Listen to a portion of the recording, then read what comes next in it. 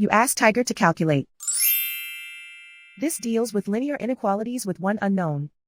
The final result is x equal or smaller than 2. Let's solve it step by step.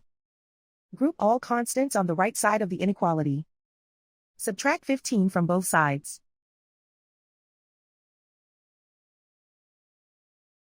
Simplify the arithmetic.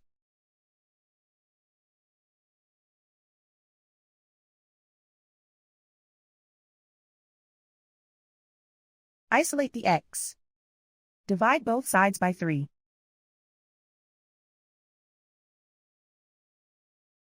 Simplify the fraction.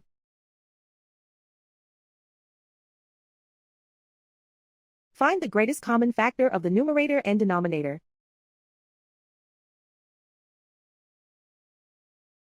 Factor out and cancel the greatest common factor.